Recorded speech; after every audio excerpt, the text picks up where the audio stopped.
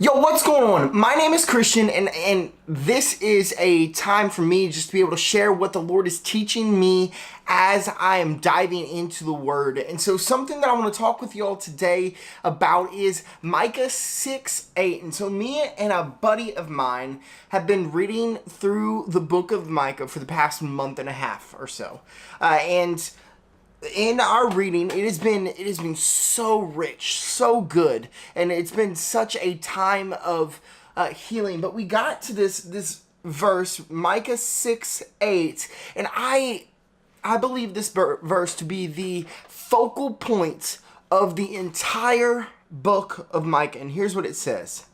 He has shown you, O mortal, what is good, and what does the Lord require of you? To act justly and to love mercy and to walk humbly with your God. That's Micah 6:8.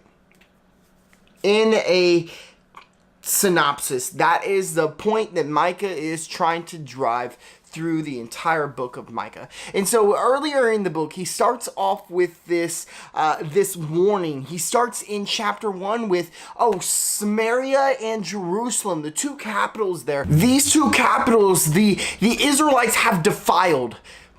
They have messed it up to the point that the Lord says, okay, it is time for you to be punished. And so Micah comes with this warning. He comes to share of exactly what is going on, exactly what the Lord has told him.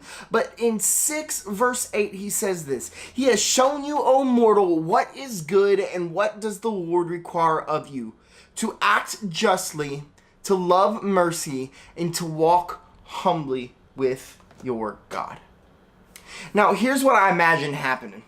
Here's what I imagine going on in the entirety prior to this, leading up to this, is you've got Micah going around from city to city, sharing these words, sharing this warning that the Lord has given him, saying, hey, y'all need to repent. Y'all need to turn from your wicked ways. You need to go back to the Lord. And all the while, here's the people's response. They say, man, that man is crazy. Right? They say, nah, bro. Nah, dude, I ain't going to follow him. I am going to do my own thing because this dude ain't know what he's talking about. That would be my response today. Think of this. Like, right, you've got this man coming and telling you, hey, because of all your lying, because of all your cheating, because of all your stealing, because you have defiled your church, because of all of this stuff, the Lord is sending his wrath down upon you. Right? I know that my response would be, man, this dude is crazy. He ain't know what he's talking about. Like, he don't know me. He don't know me. And earlier in chapter, later in chapter 6, it starts talking about all these things that they were doing and how, like, their scales were overweighted. You got cheaters, you got liars, you got those who steal. And it's like, dude, but you don't know me. Like, you didn't see what he did. Like, I'm just stealing from the stealer, right? You've got all this stuff going on. And Micah's like, here's the focal point. 6:8. And let's break down Micah 6:8. Let's break that down just a little bit. It says, he has shown you, O mortal, what is good.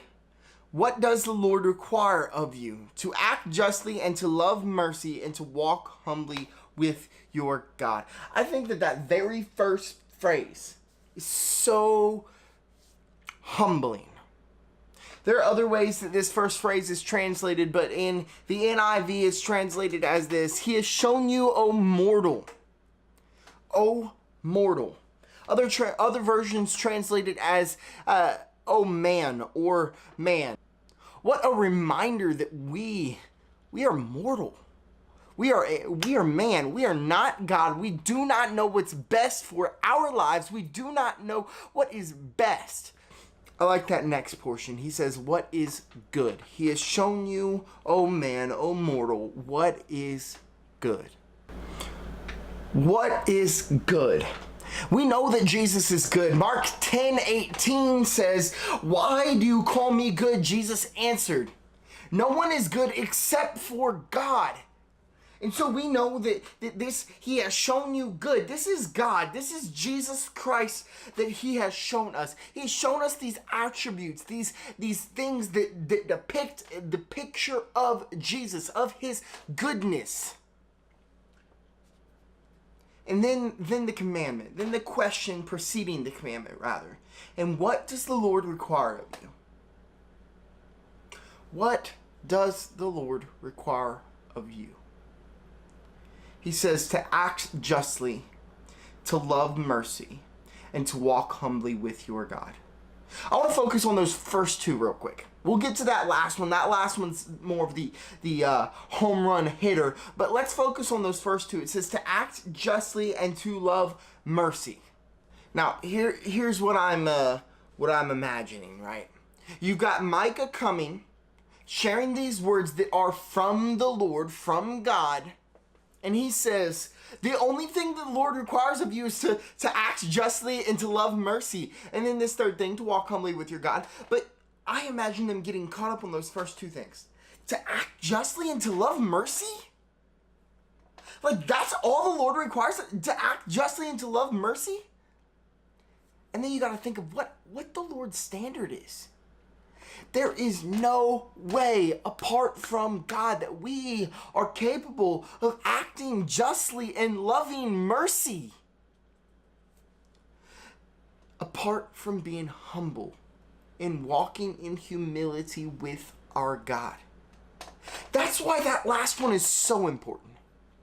So important.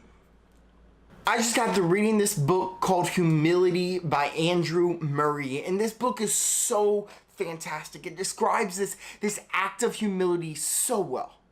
In this book, it's only about this thick, more like actually this thick, but he goes into this topic of humility so well. And if I were to summarize what he had to say about humility, it would be this: to empty yourself of yourself and fill yourself with Jesus.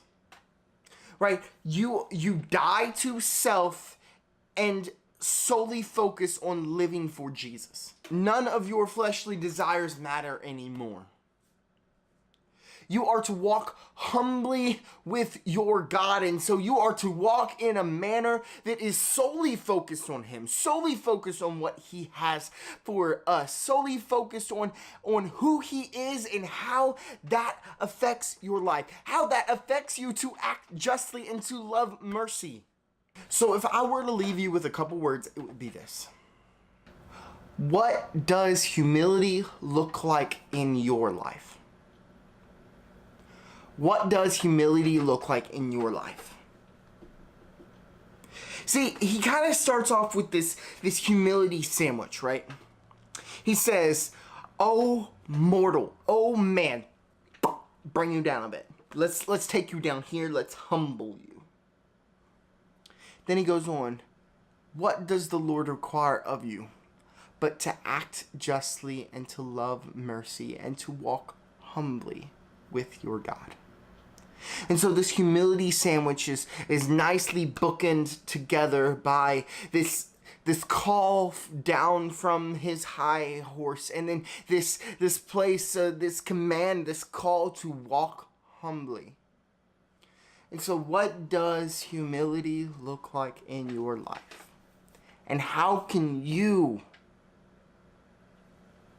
act justly, love mercy, and walk humbly with your God on a deeper level?